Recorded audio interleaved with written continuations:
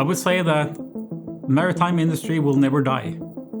There will always be vessels sailing from A to B, bringing raw materials, goods, toys, cars, refrigerators, whatever. My name is Kåre Møllerhagen, Norwegian. Live outside Oslo in AEGIR. I am responsible for the marine activity in a company called SEAL Team, which is specialized in sealing technology in general. We wanted to expand into the maritime industry as well, everything which is related to sea in Norway, which is quite a big industry. That's why I started in SEAL Team, 2018 actually. My dream job when I was a kid? Oh, that's a good question, actually. I remember when before I went to the military, I dreamt to be in the Special Forces, which I actually did after some time. The dream was really to be a ship owner before I was 40. I didn't become a ship owner, but I started my own company before I was 40, which were working within the oil spill response industry. With the situation we have in Europe these days, there is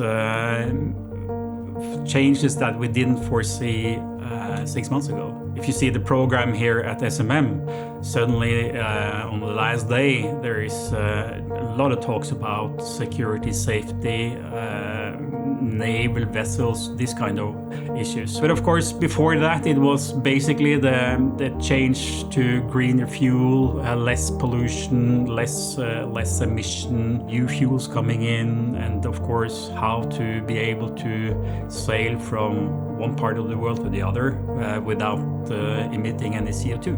But I would say the war in Ukraine has really changed focus a lot.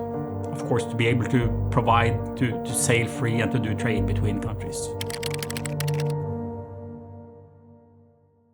First time I saw the sea, that's... I think I joined my mother because there are some islands just outside Oslo where you can go in the summertime just to swim and enjoy. That is maybe the first recollection I have from when I saw the sea, because we took a small ferry from downtown to one of these islands then.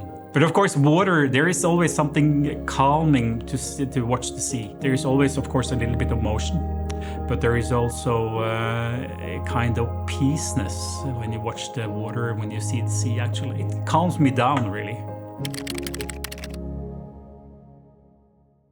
I remember when I was a kid, actually. My father worked for the Norske Veritas, DNV, for more than 40 years. And I remember when I joined him at work sometimes, especially during the weekends, if he had to do something, then I asked if I could join him. And I was quite fascinated by that. And of course, I knew that this was related to the maritime industry, shipping industry as well. So I guess that was the reason why I chose the maritime industry. Well, I think first of all, conflicts, as you see in Ukraine, is not good for the industry. Not just the maritime industry, but I would say the whole world economy. Now you see that companies are shutting down because they can't pay their electricity bills. This is really hurting people's, yours and mine economy, actually. Of course, if we could just say this is over, I think that would probably be the best thing I could do with my magic stick.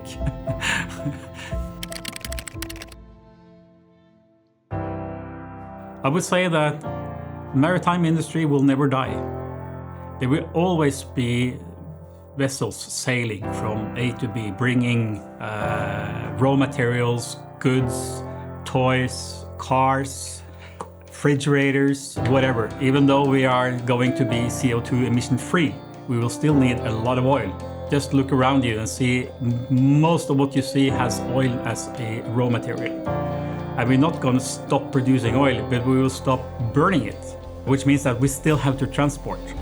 So the maritime industry, there is no other cost-efficient way to transport large amount of cargoes, except from on ships. There's no way. Go into the maritime industry with a big heart, there will always be a job for you there.